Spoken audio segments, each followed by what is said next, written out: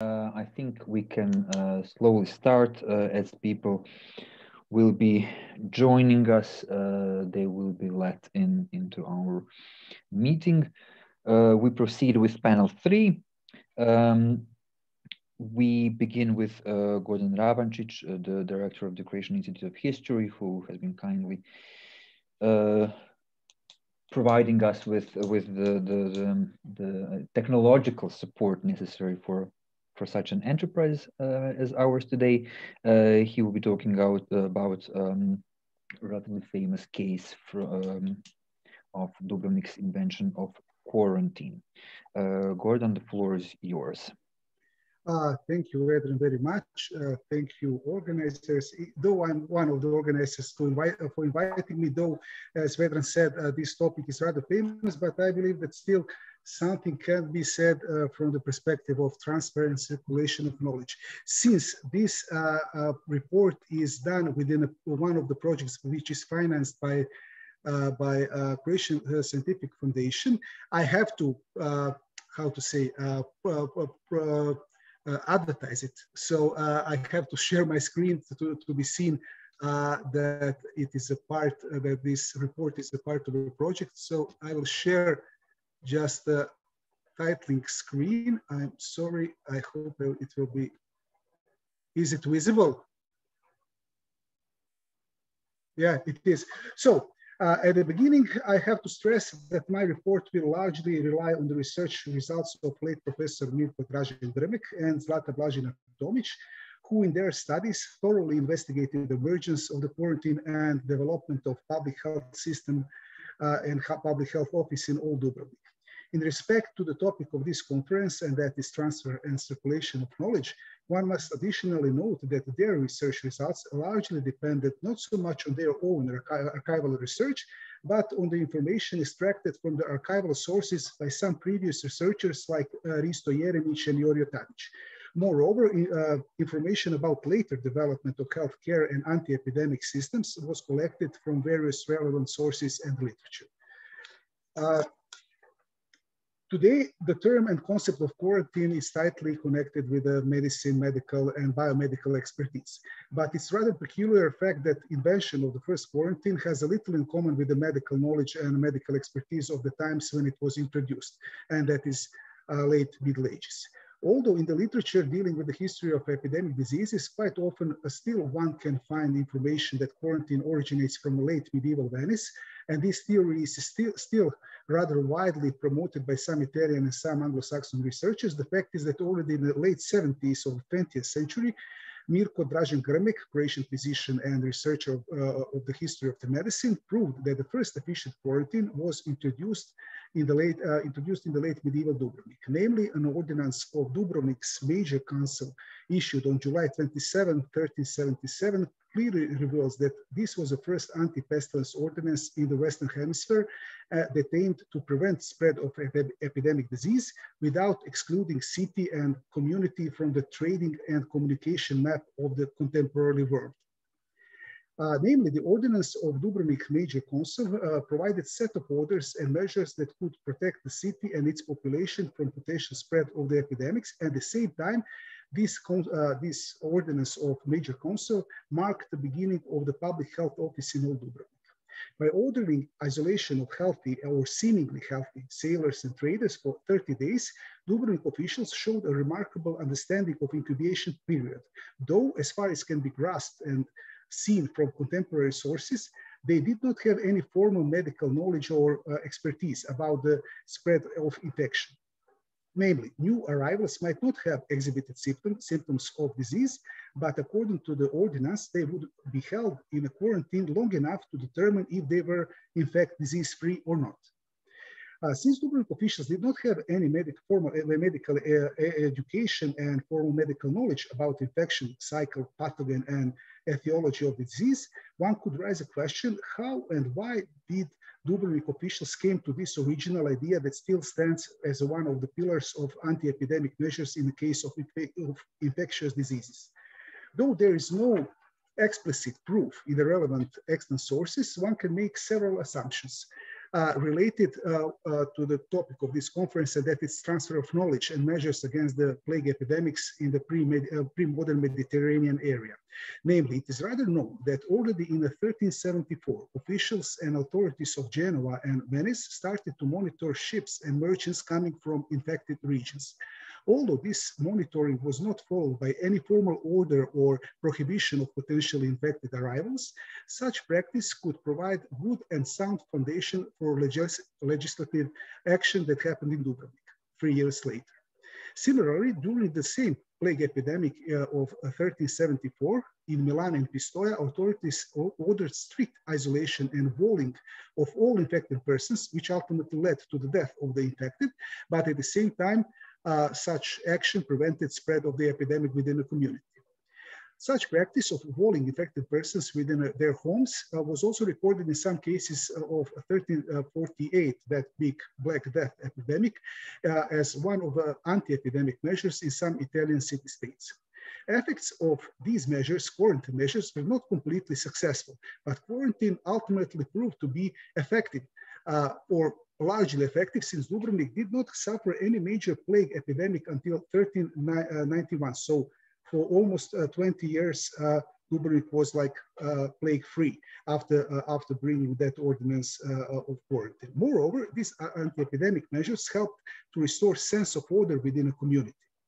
By the same token, Venetian authorities issued similar quarantine orders, but only in 1403.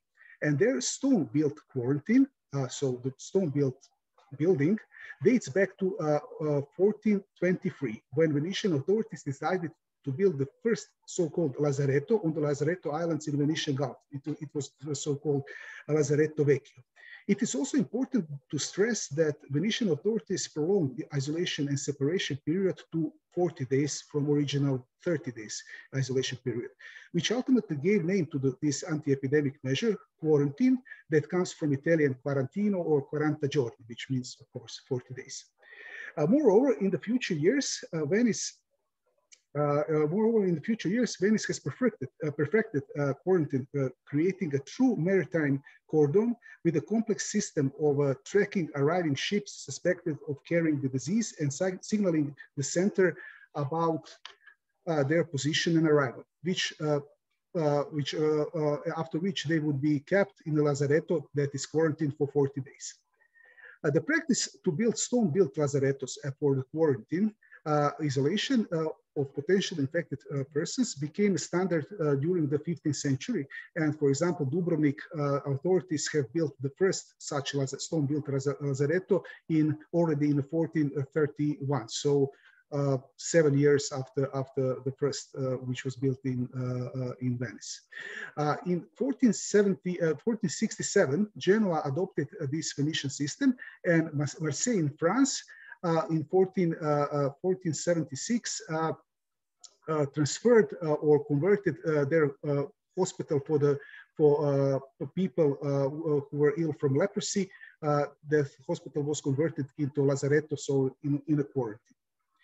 In the following centuries, quarantine seems to be perfected, and the knowledge about the spread of the disease and contamination process was slowly deepened.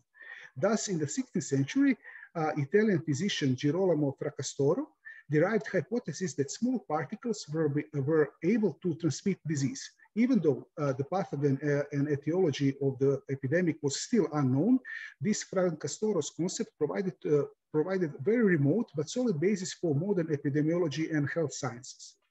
Moreover, regarding the development of public health during the 16th century, many city-states in Italy and in other parts of Europe introduced bills of health, which included various quarantine measures and certifications and certification documents for the ships and travelers who were free from the disease. A good example of such practice in the territory of present-day Croatia was so-called Splitska skela, which was trade market and quarantine station of Split, opened in 1588 for the merchants coming from the Ottoman Empire.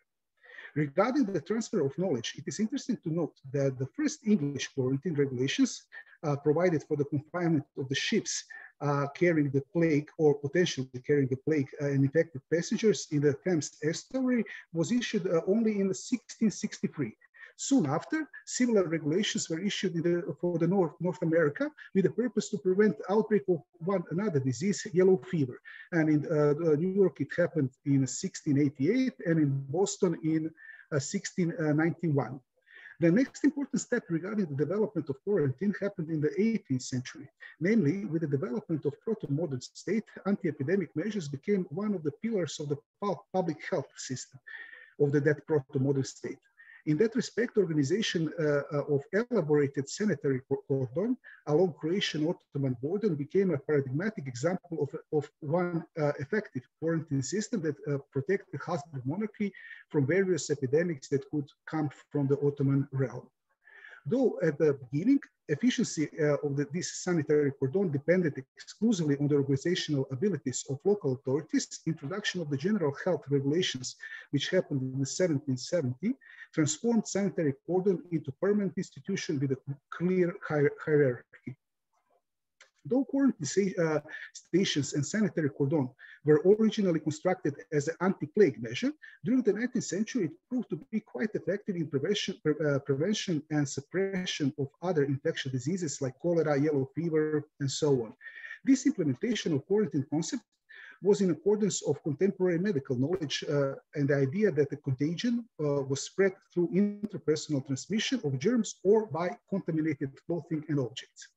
At that point, at the mid-19th century, with extensive international and intercontinental trade between various political and economic entities, it became clear that all these quarantine measures cannot be sufficiently effective if they were not coordinated worldwide. Therefore, in the 1850, the first international sanitary conference was organized in Paris with the task to raise the question of standardization and synchronization of quarantine measures. Still, when influenza pandemic struck the world after the World War I, it became clear that multilateral health surveillance and quarantine system, which was slowly built throughout the second half of the 19th century, was not sufficient and effective enough, since much of infrastructure was torn out and destroyed during the Great War. Moreover, the International Office of Public Hygiene, founded in Paris just before the war in the 1907, was not able to effectively respond to influenza pandemic. Important information about necessity of quarantine or usage of quarantine or in wearing the masks like today was not distributed quickly enough, and it was often neglected by the people.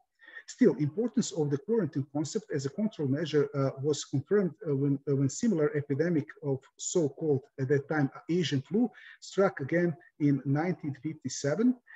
And although quarantine was not proved to be able to stop the pandemic because of the shorter incubation period. On the other hand, at the beginning of the 21st century, usage of quarantine measures again became important and rather effective during the epidemic of SARS.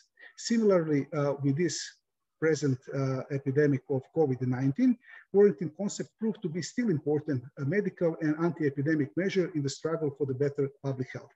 So to conclude, I hope that in this short report I have demonstrated on the example of the quarantine and history of the quarantines, the importance and value of transfer of knowledge. It is in this particular case, this huge step in the development of public health began in a small aristocratic pre-modern Republic of Dubrovnik, and its ending and verification whether it's still important or not is still to be determined. Seems to me that this story about the quarantine and its importance for the health of the entire globe truly resembles, which I already mentioned at the beginning of this day, so truly resembles Google Scholar slogan, stand on the shoulders of the giants. Thank you very much. Thank you very much, Gordan, for a very interesting talk. And I have to say that everyone seems to have become very time conscious as we learned to do conferences online. So I don't think anyone steps over their allotted 15 minutes by much. Thanks a lot for that. So we move to our next presenter, Ivan MAJNARIĆ from the Catholic University of Croatia from Zagreb, who is going to presenting the case of the Oršić family. Ivan, you are here. The floor is yours. Thank you and hello to you all. And we are continuing with hardcore history. I also say I had the same problem as Gordan, so you can see that my solution is somewhat different. And also Gordan made a nice introduction to the medieval studies and also for my case study. I will mostly stay in the Middle Ages, but also in a way I hope to show the different layers of handling the knowledge of the past and transference of such knowledge over time. So let me start. In 1846, Ivan Kukuljević wrote a history of the noble family Oršić, one of the first works of modern Croatian historiography. Besides having a career in the state government and being actively involved in politics as ardent champion of the Illyrian movement and an advocate of the modern Croatian nation, even in his times, Kukuljević was considered a distinguished historian and writer. Although present-day historians dismiss many of Kukuljević's conclusions as historical narrative, due to his merits for the historical profession, he is celebrated as one of the fathers of Croatian historiography. Nevertheless, his history of the Oršići makes a nice starting point for my presentation. In the following, I will examine an episode from the history of the Oršići, that of their forefather. By doing so, I aim to show how the local use of the past, on the one hand, could become the focal point in the transformation of a political community, and on the other hand, how the confirmation of a shadowy past transformed that past into acceptable social knowledge, and over time even into scholarly knowledge. This line of inquiry, though indirectly, raises the question of understanding history and of its importance to both 19th century and present-day historians. Kukuljević presents a certain John, the forefather of Oršići, as a famous defender of the besieged Constantinople in 1453. John did not just happen to be in Constantinople at the time. He was there because of Emperor Constantine XI, who was just like John, son of an Illyrian mother. Furthermore, the emperor was, quote, the last pillar of Eastern Christendom, and in the event of his downfall, the darkest nights were in sight, end of quote. John became one of the emperor's military commanders, and in one last charge against the Ottomans stood by his side. He miraculously survived the conflict and was among the few who bravely stayed at the emperor's deathbed while the Ottomans stormed the city. His fate was sealed, but his wife and his underage son Michael somehow managed to escape the great slaughter and found refuge by sailing to Rome. Once in Rome, none other than Pope Nicholas V gave his blessing to the grieving widow, and praising John's act of sacrifice, sent her to the Holy Roman Emperor Friedrich III. The emperor took pity on the widow and endowed her with the Stauffenberg fortress, but after a while Michael, already a grown man, decided to take his mother back to Croatia, where he built the Oršić fortress, also known as LUETIĆ. Among other things, Kukuljević noted that John, I will call him the defender, was a son of Count John Nelipić, a famous late medieval Croatian nobleman, and that the son's nickname was Oršić. The conclusion was already rejected in the second half of the 19th century when detailed analysis of the relevant sources showed that Count Nelipić had died without a male heir. However, John's Constantinople episode has never been under the close scrutiny of historians. Most 20th century professional historians saw the episode as Kukuljević's narration supplemented by fabricated facts and not worthy of any special attention. But is it possible to dismiss Kukuljević's account so easily? Was John just a product of his imagination and literary talent combined with the need to present the past in a consecutive manner, where meaningful and morally instructive stories bridge the gap between the documented facts? Does it suffice to conclude that the historians today know more than their predecessors in the 19th century? Sources from the 15th century tell a slightly different, more modest story about the origin of the Oršić. first ancestors were probably petty nobles or king's retainers specialized in violence from the territory of Zrinko in the medieval county of Set. Their earliest member mentioned in the sources was certain Vlatko from the first half of the 15th century. Due to the Ottoman threat, his relatives relocated to safer territories, initially to the southern parts of the Zagreb county. It seems probable that at least some of them distinguished themselves in skirmishes with Ottomans, as they had been in the grace of King Matthias Corvinus since 1480. The king endowed brothers John, Paul, George, Peter, and Jacob, son of Ladislas, with several estates throughout the Zagreb county in 1481 and 1484. Finally, in 1487, he granted to Peter and his brothers the possession of Slavetic. It is important to notice that the king's donation charter labels Peter as Petrus Horvat Oršić Dictus, that is, as Peter Oršić the Croat. That means that the Oršići were a somewhat alien element in the society of the Zagreb county. Nevertheless, they were the king's men, and Slavetic soon became the brothers' central property, so that they appropriated it as their family name, Slavetic, for centuries to come. In the light of mentioned archival sources, the Constantinople episode really seems like a fable.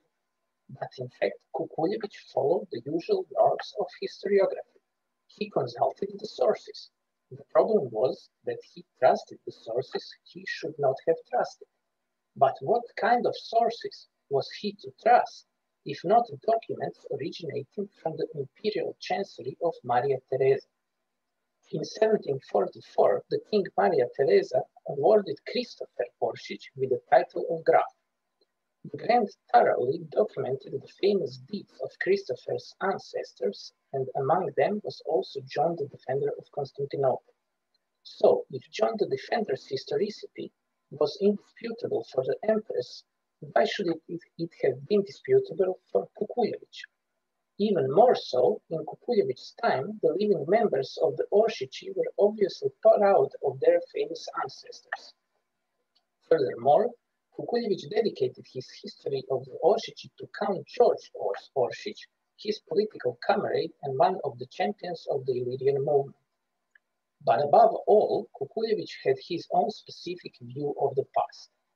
For the best explanation of his understanding of the past, I will use Reinhard Koselleck's well-known concept of temporalization. In short, Kukuljević was halfway between understanding the past as a collection of exemplary events with an unchanging, timeless character that directed the certain future, and understanding the past in terms of the integrity and cohesion of consecutive historical processes that led to future uncertainty. However, he was still more in favor of the former understanding, in which exemplary events strengthened the position of the present in the teleology of salvation. Precisely because of this transgression, Kukuljević never questioned Maria Theresa's grant, and it is precisely because of the shift in understanding the past that occurred during the 19th century that collective memory became insufficient for explaining the past, which was now reconstructed in a critical process. Among other things, the unchanging and timeless character of the past is also recognizable in Maria Theresa's grant. But the main question is, who or what was the main source for the accounts mentioned there? Although I still don't have solid evidence based on comparative examples, it is very likely that her source was the Oršići themselves. This process has been rather common since the late Middle Ages, and the examples are numerous. On this occasion, I will single out only two of them. The most instructive case is that of the nobles of Lapac from 1360. A few of them were defendants in front of a special commission under the king's authority, headed by the queen herself. To prove their possession of Karin, they resorted to claims that they were successors of the early medieval Croatian king Zvonimir, who gave Karin as a wedding gift to their ancestor when he married Zvonimir's daughter. Besides their word, They did not present any written evidence, which was very strange given the normative practice of the time. Nevertheless, the Commission accepted their claims and confirmed their possession of Kari. Needless to say, these nobles were among the most confident royal supporters in Croatia. Another similar example is that of the famous noble family of Blagajski. In 1486, two brothers from the family filed their claims before the Banal court against George Mikolicic of Buzin, a prominent Slavonian noble. In fact, in 1483, after the death of their third brother, King Matthias Corvinus has confiscated the family's fortress of Ostrožac and handed it over to George Mikolicic. The king had accused the brothers of disloyalty and invoked the royal right to freely dispose of the fortress based on the defunctus seminis. 3 years later, the brothers approached the Banal court with new evidence of their undeniable rights. Suddenly, they had two alleged charters, the Ostrožac grant issued by King Charles I in 1330 and a confirmation of that grant issued by King Louis I in 1364. In 1330, the grant was issued for the merits of the Blagajski during King Charles' campaigns against Bessarab, the disloyal ruler of Wallachia. During the disastrous Battle of Posada, one of the Blagajski saved the king from certain death and died in his place after receiving critical wounds. Based on that story, the Banal court eventually returned Ostrožac to the Blagajski. Finally, in 1503, the Banal court of John Corvinus convicted the Blagajski for forging various charters and confiscated all their possessions. Nevertheless, their famous historical deeds, conferred by some state authority, supported their false claim to affiliation with the Roman Orsini. The well-known 15th century tactic of appropriating kinship with prominent Roman families eventually bore fruit. In 1571, Emperor Maximilian II confirmed the story of the Blagajski being Orsini by origin through his Hungarian chancery, and from then on they were known as the Blagajski Ursini. The mentioned examples clearly show that the families at some point mediated the story of their famous past deeds by themselves, probably by using some false documents, family histories, or simply by acquiring reputation in the local community. At the same time, for these stories to enter the royal chancery, the families had to be socially, politically, and above all situationally acceptable to the central government. Thus, the appropriating of local knowledge by the ruler transformed that knowledge into a new form of interpersonal connection and turned the recipients of that transformed knowledge into anointed subjects worthy of special attention in the community. It was a common procedure that the rulers resorted to in certain social and situational constructions to take advantage of the rebranding of the normative and the political community. And that was exactly the case with the Oršić and the King Maria Teresa. The figure of John the Defender served as a way of promoting family greatness, probably at the time when the Oršić experienced a steep rise on the social ladder during the second half of the 17th century. And he served the purpose of filling in the family gallery of great soldiers of heroica virtutis. Just as John defended Christendom, his example was followed by Christopher Oršić, who defended the most Catholic dynasty of Europe in the War of the Austrian Succession. At the same time, Christopher's merits for the dynasty were more than enough to view John's story through the glasses of the unchanging, timeless character of the certain future. But where all that I have mentioned above leaves us historians? Was John a historical figure or not? The answer is not that simple. The collective memory and consequently the 19th century historiography considered John a real person, and this memory had its real effects at a certain time. Did Kukuljević and the official of Maria Theresa's chancery make a mistake then? Are present-day historians right when they point out these mistakes? Recently, I watched the TV miniseries Devs. For those of you who have missed it, its main themes are free will and determinism, and the plot follows a team of tech geniuses at the laboratory called Devs. With the help of a powerful computer and the quantum physics theory, they can stream past and future events, but at least at the beginning, the stream is not clear and there is no sound. By using one of many multiverse hypotheses, one team member manages to project crystal clear sound and image. Although their problem seems to be solved, the solution infuriates the head of the team and he starts shouting, "It is not our history, it is from a history." The problem with the John is the same.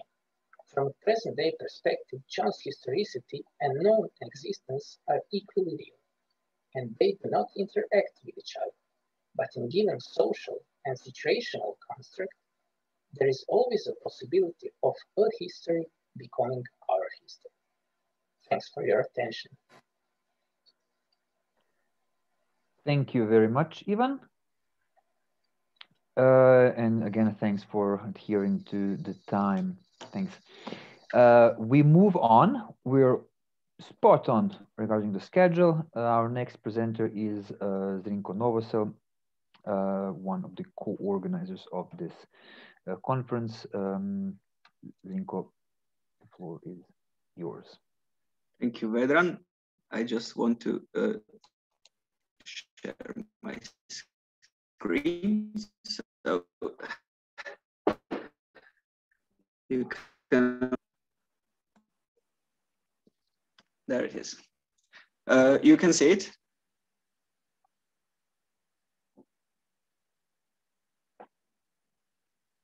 Hello.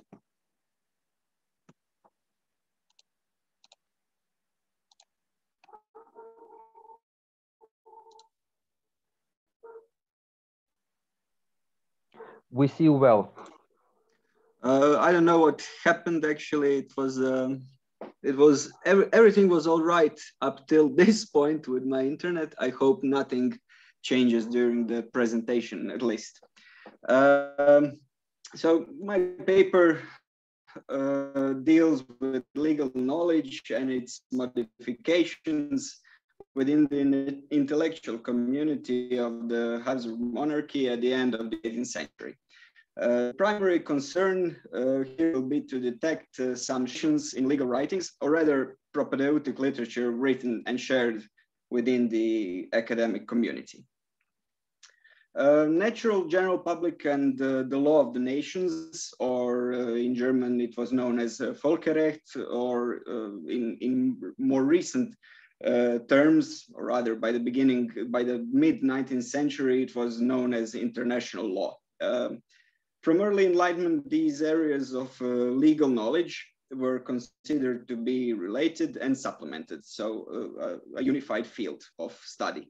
Although the primary intellectual concern was still emphasized on natural law until the late 18th century. This field was the basis of all other disciplinary branches of legal science. In some cases, it was even a part of the curriculum in higher grades of gymnasiums as preparation for philosophical and legal studies at universities or academies. These Royal Academies of Sciences, as they were officially named, were established as a part of educational reforms by Maria Theresa, conducted in 1777. For the Hungarian part of the monarchy. It was repeated in 1806 with some ambitious plans, but they took no effect in Zagreb, at least. So a document, Ratio Educationis, among other practical things, prescribed the curriculum for all stages of education. The aforementioned academies largely depended on the Jesuit legacy, but were secularized and subject to central government in Vienna. One of those academies, one of those 5 academies in the Hungarian part of the monarchy, was in Zagreb, and it was the only higher educational institution in the Croatian lands. It was founded a year earlier than the first Ratio Educationis, so in 1776, where the first two professors of the chair for natural general public and law of the nations were Vinko Kalafatić and Pavao Marković. The formal authority in the field throughout the monarchy was Karl Antun von Martini. And his textbook was the only one prescribed by the Ratio Educationis. This work was published 18 times by the end of Marković's engagement at the academy in Zagreb, and it was published in Latin, German, and Hungarian languages, with publishers ranging from, of course, Vienna, Buda, to even Brussels or Coimbra. Its German title was Lehrbegriff des Naturstaats- und Völkerrechts. The rest of the learning material largely depended on individual decisions by the professors and their needs. So although the framework was set by Ratio Educationis, the professors still had the need to produce or introduce additional material. Apart from a couple of textbooks printed in Zagreb by the successors of Kalafatić and Marković, the usual form of printed legal works were the materials for public examinations, written by the professors and which resembled the content of their lectures. These were usually called tentamina, although other titles were used. Some were also named positiones, looking up, of course, to Martini as well. We have only one remaining tentamen, which was written by Kalafatić, but many more by the succeeding professors at the chair in Zagreb, including those by Marković. It is worth noting that Kalafatić's legal knowledge mostly stemmed from theological education. So as you can see, he obtained his doctoral degree in theology in Vienna, while Marković obtained his doctoral degree in legal studies at the university in Buda. JUD means Juris Utriusque Doctor, so doctor of both laws, meaning ecclesiastical and civil law. I'm saying this because it is worth keeping in mind when analyzing their writings.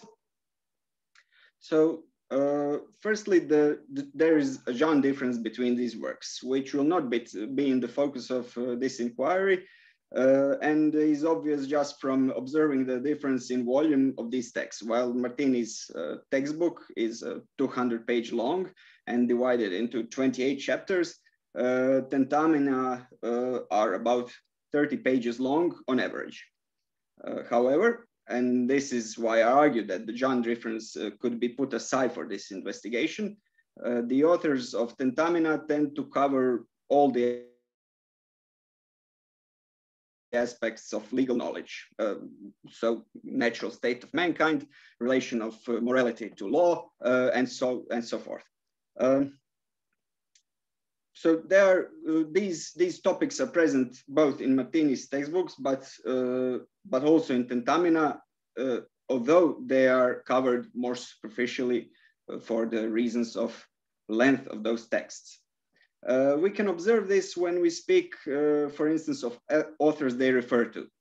For instance, Martini discusses widely the development of thought in this field, referring to ancient authors from Plato and Cicero to more recent authors such as Hugo Grotius, Thomas Hobbes, Samuel Pufendorf.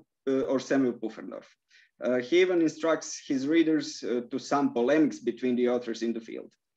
On the other hand, Kalafatić and Marković are far more modest in this sense, referring only to Aristotle, Hobbes, Pufendorf, and Kalafatić refers to Machiavelli as well, which Martini does not, where Kalafatić points actually to his erroneous conclusions in the field of this natural general public and international, or rather, law of the nations.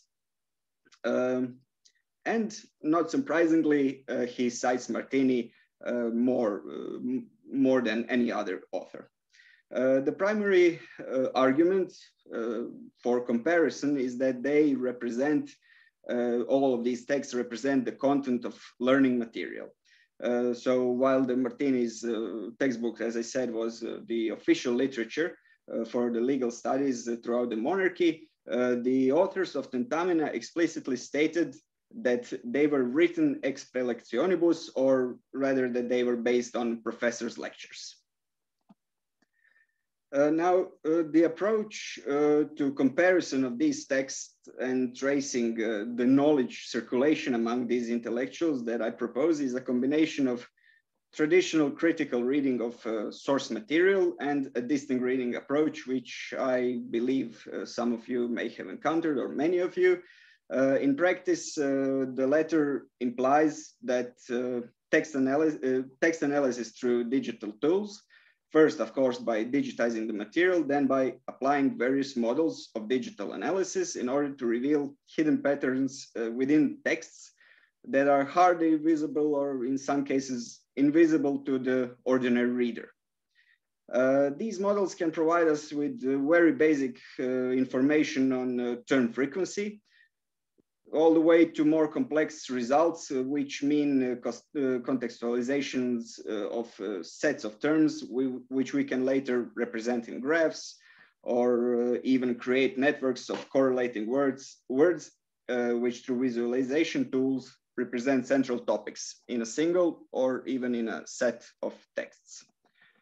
So to put this in practice, the first comparison of these texts deals with the role of the divine, or rather the position of this topic, of this central topic in these works. It is important to note that this analysis is not derived solely from results of the digital analysis, since the most frequent words usually span throughout the text and offer little possibilities for interpretation on themselves, solely on themselves. For instance, analyzing the term natura or naturali or ius iura, which are the most common terms, the most frequent words in these texts, results in a graph with a rather proportional distribution of terms throughout those writings. Therefore, a topic such as the role of the divine, which always correlates to the term itself, so the terms that you can see, the term Deus in its forms, as it was used in the texts, it becomes visible that its distribution within the writings. In this case, we can observe that all three of the authors discuss the topic predominantly in the earlier parts of their texts. So starting from the presumption that these materials follow a pattern of explanation of legal matter from basics to the formation of laws and state, we may conclude that the divine role was seen as integral to more rudimental forms of legal arrangements. However, what implications for this legal branch might this arrangement of the divine role theme might have had is not, again, in the focus. What I argue that these graphs point to shared method in writing the text, which implies an intense transfer, or rather circulation of knowledge among the authors.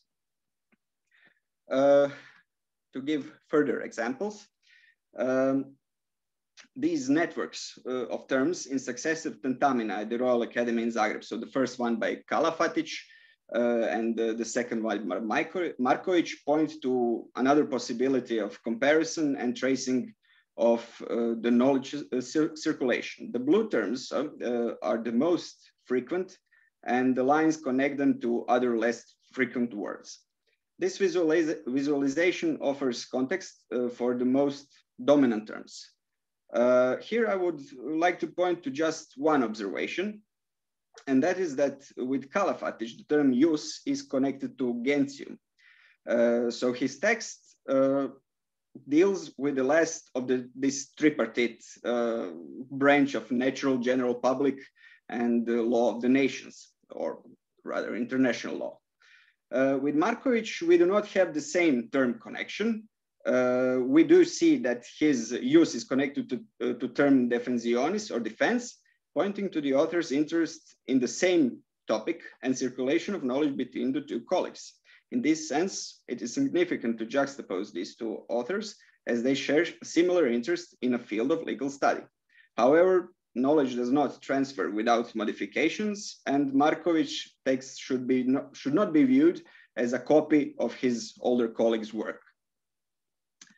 Now for the, perhaps the simplest of graphs for the end represents the term statu or state, where it is connected to word natural. So a natural state, meaning that these columns represent the sections of text where authors discuss this topic, the natural state of man.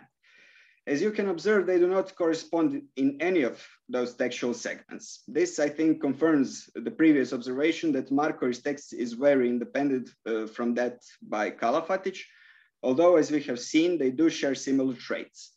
Obviously, there was a certain interest present in Marković's mind to create new literature for the purposes of legal education at the Royal Academy in Zagreb. Of course, new literature, conditionally speaking, maybe further research will reveal other legal sources Marković may have looked up to. So instead of conclusion, I would like to emphasize that digital text analysis is by no means self-sufficient in historic research, and that distant reading, although it itself implies historic interpretation of the results of digital text analysis, it only makes up a part of the model where traditional close reading technique provides the another part. For further research, I hope to better model the topics, which is also a rather new term in digital humanities, which would mean that the most frequent words gain more context and meaning outside their initial meaning as a term itself. I believe it has a great potential in the growing field of the history of knowledge, as those topics, such as divine role, become more tangible and thus makes it more easy to follow their circulation and circulation of knowledge. Thank you for your attention. Thank you very much, Zrinko, for this. It was a very interesting and methodologically challenging talk. And we are now moving to the final of the 4 of our presenters in this panel, Tihana LUETIĆ from the Croatian Academy of Sciences and Arts. Tihana, the floor is yours. Thank you very much. Do everyone hear me? Yes, okay. Just a second, I will now share my presentation.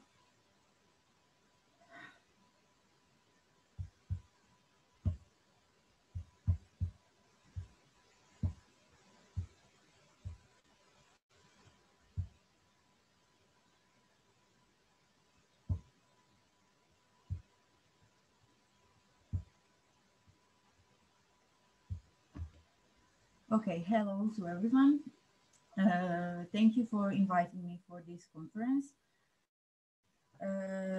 This paper is focused on the regional background of the student body at the Faculty of Law in the period between the foundation of modern university in Zagreb and until the First World War. The examination was accomplished by using the quantitative method according to the data of the place of birth of students, which are noted in admission papers called Nacionali in Croatian State Archive. This is made by quantitative method. By examining the student regional background, I tried to answer the question, did University of Zagreb, respectively the Faculty of Law, accomplish the goals appointed by its founders and played a significant role in connecting a long separated part of Croatian lands and to become an enlightened center for all South Slavic people. Another topic on which I was focused was the issue of student circulation.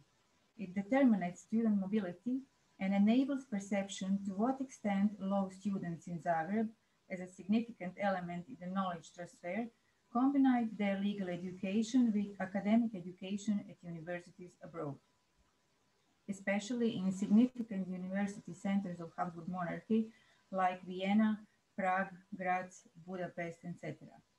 Finally, regarding the political context and the Austrian legal acts about the reciprocity of diplomas, the correlation between these two examined categories, student regional background and student circulation, can be pointed out.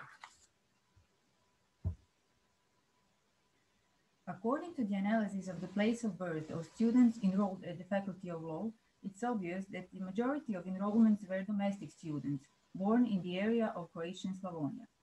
Chart 1 shows that 73% of law students in Zagreb came from Croatia and Slavonia counties, while the rest were those born in Croatian lands in Austrian part of the monarchy, Dalmatia and Istria, in Bosnia and Herzegovina, then in city of Rijeka, in South Slavic lands of Balkan region, Serbia, Montenegro, Macedonia and Bulgaria, then in the rest of the Austro-Hungarian Empire. Here students from Slovenia countries are included, and students from other Austrian crown lands as well as those from Hungary. Enrollments of students from Dalmatia and Istria, Croatian regions in Austrian part of the monarchy, were low, 10% from Dalmatia and 2% from Istria. It can be concluded that new university in Croatian capital did not accelerate changes in connected long separated parts of Croatian land. The main reason was unresolved question of the reciprocities of diploma, the recognition of diplomas from Hungarian part of the empire in Austrian. In Croatian case, it reflected on students from Dalmatia and Istria. Diplomas from the Faculty of Law in Zagreb were not recognized in the Austrian part of the empire. Specifically, it meant that students from Dalmatia and Istria could not get the job in the public service back home with diplomas obtained in Zagreb.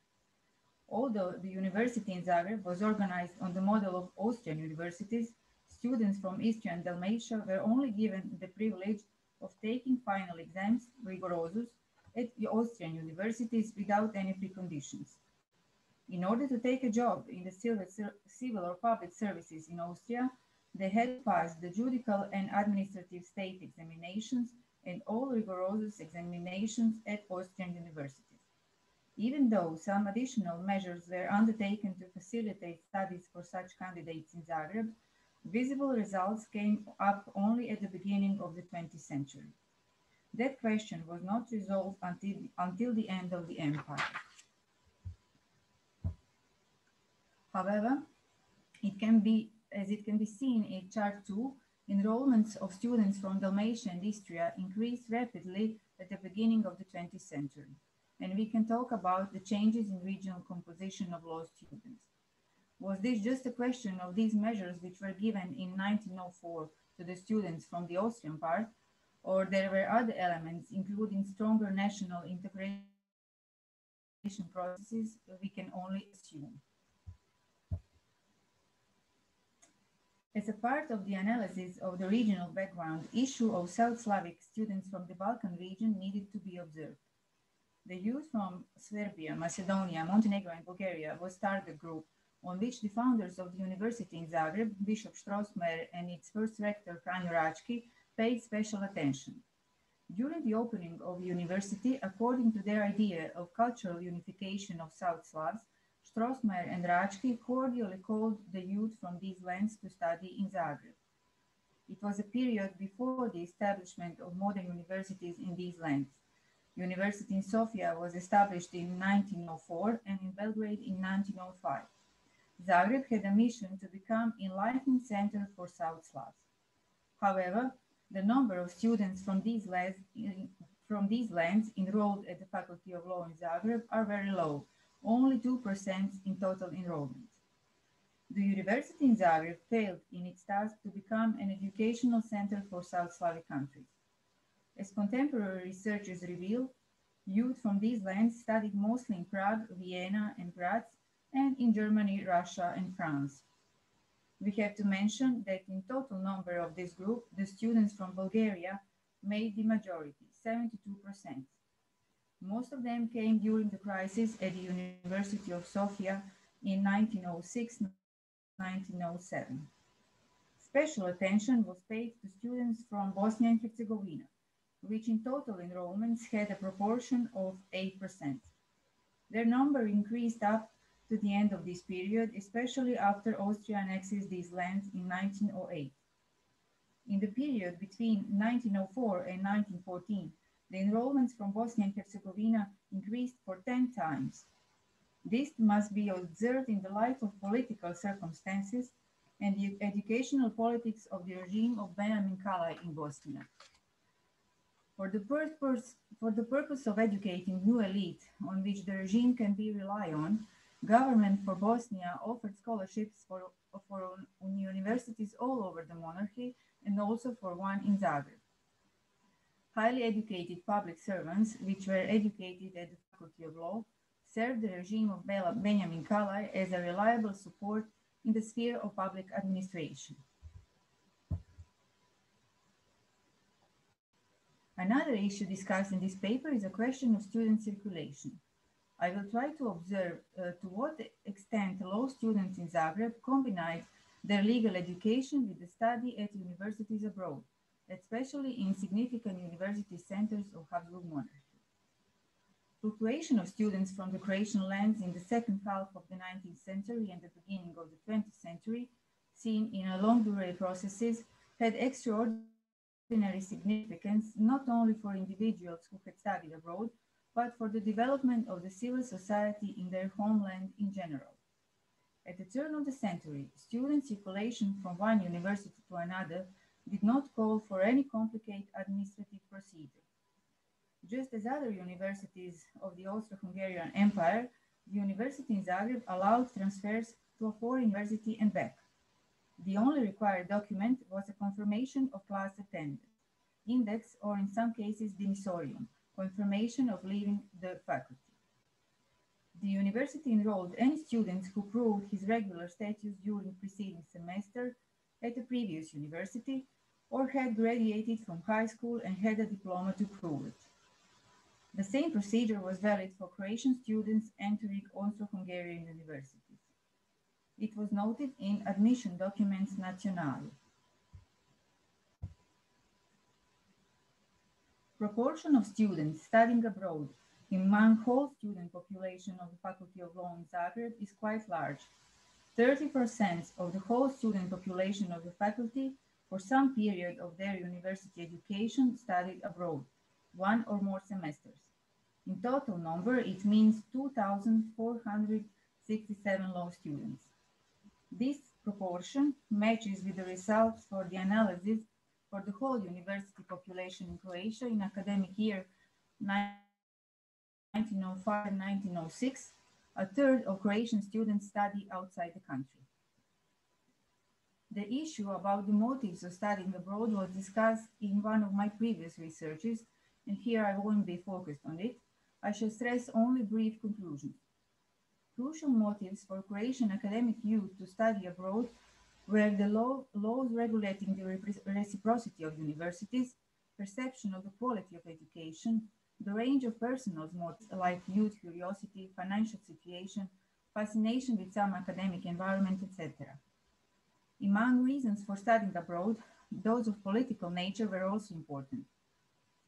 As participants of student political movement, some of them were forced to emigrate to continue their university education.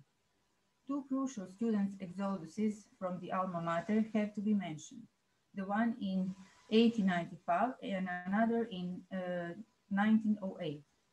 In October 1895, one of the most famous student protests has occurred during the visit of the Emperor Francis Joseph I in Zagreb. Students burned the Hungarian flag. Students punished and expelled from the University of Zagreb continued their education at universities across the empire. The second exodus of Croatian students occurred during the summer term of 1907-1908 and was motivated by the suspension of two university professors imposed by the regime of Pavao, who thus violated university honor and autonomy. Students boycotted the classes and did not enroll the summer term. They left Zagreb and continued their studies in foreign university centers. Among these students who studied abroad for one or more semesters, some of them combined studies in different terms in different university centers. For example,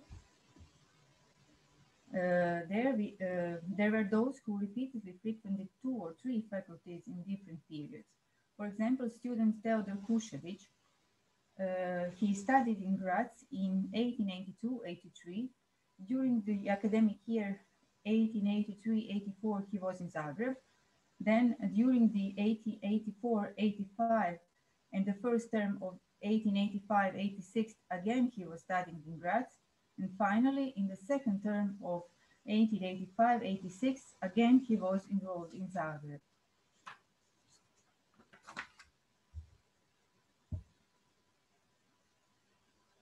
Here's the example of absolutorium of student Franjo Brelić, future lawyer in Rijeka, that shows that he had been studying at 4 universities, Budapest, Zagreb, Vienna, and Graz. He was enrolled in Zagreb for 3 semesters from the second term of 1893-94. Before that, first semester of his legal education he finished in Budapest. And after he had been expelled from the university in Zagreb in autumn 1895 for the political crime, he continued his studies in Vienna and Graz, where he finally finished his academic education. In order to give a basic insight into the number of law students at foreign universities, Chart 4 presents their proportions on all universities where they have been studied in a combination with the education in Zagreb. In these proportions, the universities of Vienna took primacy with 46%. It was followed by University of Prague, Graz, and Budapest. Significant proportion is made by students who studied in Sofia, while the rest of 5% includes those who studied on other universities in monarchy and outside of it, universities in Germany, Belgium, Switzerland, France, etc. Vienna of that time was called Mecca for Croatian students, while at the end of this period, the importance of the Czech University in Prague for all South Slavic students increased. Analysis of the trend of enrollment of those who transferred from the University of Prague shows that until the beginning of the 20th century, only 20 of law students in Zagreb studied in Czech capital, while on the other hand, from the beginning of the 20th century, their number in Prague strongly increased. 440 students from the Faculty of Law in Zagreb spent at least 1 semester in Prague. It must be mentioned that this number includes all those students who emigrated during the student strike in 1907 and 1908.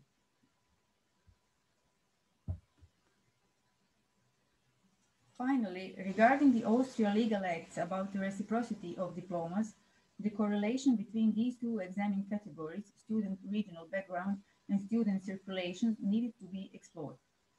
Analysis of the regional background of students from the Faculty of Law in Zagreb studying abroad was made, and the results are presented in Chart 5. After the majority, which was made by students from Croatia and Slavonia, the largest proportions among those studying abroad were made by students originated from Dalmatia, 23%, Croatian region in Austrian part of the monarchy, whose students were forced to move to Austrian universities by the acts about the reciprocity. It's obvious that the proportion of Dalmatians who studied abroad is twice as large than their proportion in general student population, which was 10%. If we take a look in the regional background of those who studied in Vienna and Graz, the results show that at Vienna University, of the total number of enrollments of law students from Zagreb, 22% were from Dalmatia, while at the Faculty of Graz, there were even 46 students originated from Dalmatia. These figures make it clear that Croatian student circulation was directly conditioned by political circumstances. Conclusively, it can be said that students' regional background showed that the Faculty of Law in Zagreb did not fulfill the expected roles in connecting students from divided Croatian countries, as well as the crucial educational role among South Slav students. In analysis of student circulation, it is noticeable that it was significant in the late 19th and early 20th century. 30% of students spent part of their academic education at the foreign universities, especially Austrian university centers. Thank you very much. Thank you for your attention. Thank you very much, Tihana. And we are done with our presentations in this panel. I would like to open the floor for questions and comments. Please raise your hand either virtually or turn on the camera so we can see you. We heard a lot of interesting things in this panel, so I presume you will have something to comment. Okay, so I believe that Ivan has. Yes, yeah. You cannot see it because of the background. Yeah, it's the same color. Sorry. Yes. Of course, I have a little question for Gordan. If you have talked something about it, but if you can compare the situation in Dubrovnik with the situation in Milan, because Milan is always considered to be a kind of successful story in fight against the Black Death, but recently, as I know it, that there have been some questions about understanding the sources that are left behind for the period of Black Death. I mean the period around the middle of the 14th century, and especially if we take in account the fact that the plague in the second half of the 14th century never went away. We had that repeatedly epidemics in the 60s, in 1360s, then in 1370s, and so on. So a little bit about that. So comparison between Milan and Dubrovnik. So basically, Milan had several successful stories, like during the Black Death and that during that epidemic of 74 in 14th century. Namely, as far because I did not investigate in particularly Milan cases, I just consulted literature about it. But what happened in Milan is basically that they closed the city. For example, the same thing happened in Pistoia, also in 1348. But what happens then? So they just excluded themselves from the trading map, or all the merchants just avoided the city because city was closed. Dubrovnik case, so that and quarantine of Dubrovnik just made necessary modifications of that separation concept in order to still leave the city on the trading map and the communication map of the contemporary world, while other cities at that time, if they basically closed themselves, and then everyone avoided them. Good example could be that Pistoia case from the mid 14th century. They did the same thing. But it happened, as far as I could grasp from the literature, it happened that one of the guards of the city at some point just passed through the merchant who came to the city gates and said, "Okay, I'm completely disease-free and everything is fine with me." And the guard let him in the city, and then city, of course, was infected. Something similar, just regarding transfer of knowledge or better transfer of idea. Something similar could be read in that famous novel by Ivo Andrić, Nadrini Ćuprija. I can't remember now the English translation of the novel, where the same process is described in the novel when I believe it's describing situation about Visegrad in 19th century, when some epidemic came. So in fact, merchants came to trying to the gates of Visegrad and tried to enter, and guard lets them in, and then of course hell breaks loose.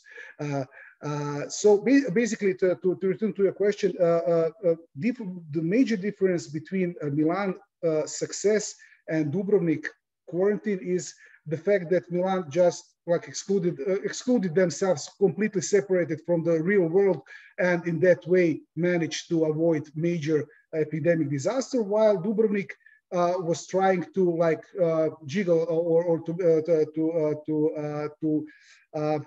how to say, equilibrate the situation between infected and non-infected persons. So, and to leave themselves and to still be a part of the trading network of the Mediterranean at that time. And the case that many other communities very soon accepted the similar and perfected as Venice, the similar system shows that basically Dubrovnik invention within quote marks was like a brilliant recipe for the disease at that time, because they really did not have any knowledge, medical knowledge about the spreading of disease. Did I answer your question? Great, thanks. Any further questions?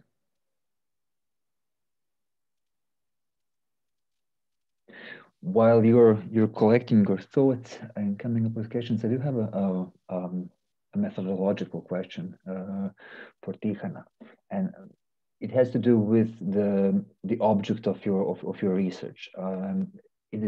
Lawyers at the same time are a great and a horrible case study. Great case study because clearly that there's an important class and professional community that's directly involved in state building, if you will. But on the other hand, as you said, because of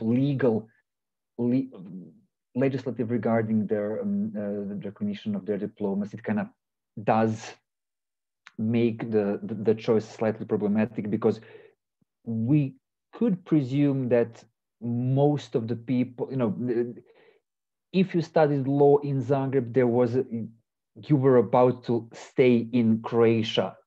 Was that a guiding thought for most of the people, for most of the students? And my question would be, would your research translate equally well, better, or worse if you would focus, for instance, on school teachers, which I presume would have a larger degree of freedom to move around? Do you think do you think there is a chance of replicating your approach better or worse if you chose another group? Okay. Unfortunately, I must say that the situation is mostly the same, because the same legislative was valid for students of the Faculty of Philosophy and the Faculty of Law. I have already made researches several years ago for students at the Faculty of Philosophy, which included not only social sciences and humanities, but also natural sciences and math. They were included at that faculty in this period. The same legislative was valid for them and for the students of law. If they wanted to teach at high school in their homeland, for example, in Dalmatia or in Istria, they had to pass the final exams in Austrian universities.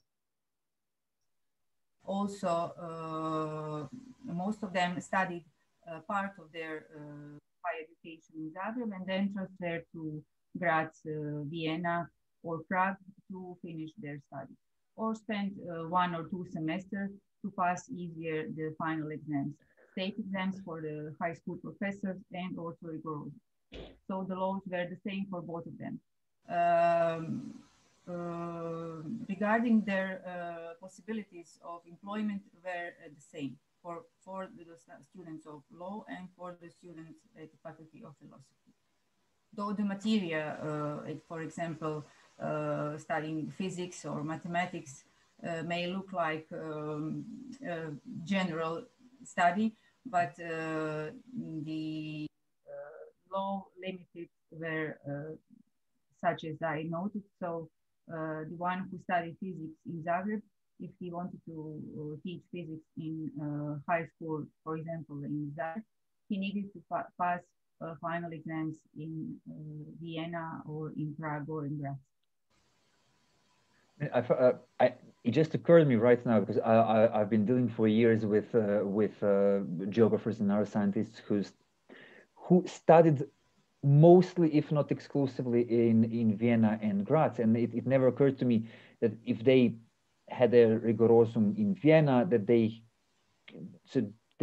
most of them or all of them had to take some sort of equivalence test when they came back home. I never actually thought about that. Did that apply for the university professors as well?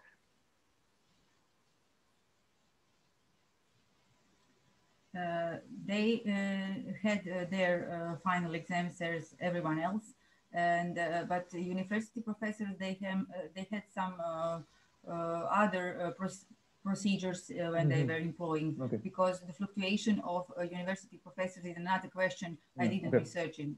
Okay, so but it was okay, for the students.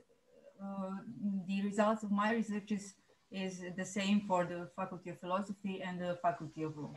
Yeah, thanks. Some other questions? Vlasta? I have a question for Tihana. I was surprised when I heard that so many Bulgarian students were studying in Zagreb. Tihana, can you explain why they choose Zagreb instead of Vienna or some other university place? Okay, so this number of Bulgarian students was of 72%, as I mentioned, was a percent in a total number of South Slavic students at the university in Zagreb, in that group, which made only 2% in the whole students' population. If we shall talk in total numbers, at the University of Philosophy, their number was 250 in the whole period between the foundation of the university and the First World War. And the Faculty of Law, the number was 270. The main reasons why they came to Zagreb was, first of all, the language, as well as they were studying in Prague in majority, as it was a Slavic environment. But this number increased at the beginning of the 20th century because of the crisis at their university in Sofia. In Sofia, there was a student strike similar as this one in Zagreb a year later. During the student strike, students boycotted whole term and whole academic year and did not enroll in their university in Sofia. They emigrated to Bulgaria and studied mostly in Zagreb. But contemporary researches in Bulgaria historiography shows that Prague, Zagreb, Graz, and Vienna were the primary topics where they finished their education, but Zagreb and Prague were had the privilege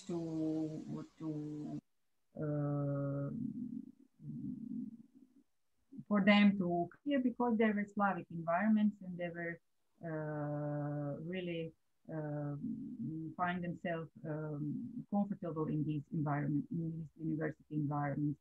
There are a range of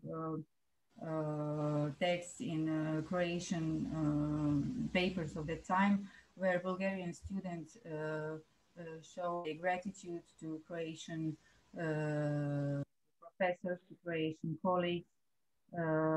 They had student societies where they organized a range of activities together, and etc. But also it is important, the things that I mentioned at the beginning of the presentation, this role of Bishop Strossmayer, who in 70s and 80s opened the university and education academy for all South Slavic people, and especially regarding the Bulgarians. He invited them and even gave us scholarships for some Bulgarian pupils and after students to stay to the university in Zagreb. Jan, I see your message. Do you want to elaborate verbally, or should I read? Are you in a position to show yourself or let yourself be heard? We can read it though. I mean, basically everything what I wanted to say is already written, so. Then we have to read it. Give us a second. I mean, that was just a reaction to the question about the formal criteria for professors moving from one university to another and from one part of the empire to another. They had to have the nostrification as every other student, basically, and Privatdozentur had to be reacquired at every university to which you were moving. I mean, Privatdozentur was only for one university. That's the official idea of Privatdozentur. So whether you are moving from Vienna to Graz, you have to make it once more, or from Vienna to Zagreb, or from Zagreb to Vienna. So that's what I know from my research. Thanks. Okay. Do we have other questions or comments? Well, I found this quite interesting. Thanks. If there are no other questions, comments, thank you all once again. Thanks to our panelists, not only in panel 3, but earlier during the day. Then we can adjourn a couple of minutes ahead of the schedule. And we will reconvene tomorrow morning with another 3 interesting panels. Thanks a lot for your attention. Thanks for being here, and enjoy the rest of your day. See you tomorrow. Bye. Thank you. See you tomorrow. Bye. See you tomorrow.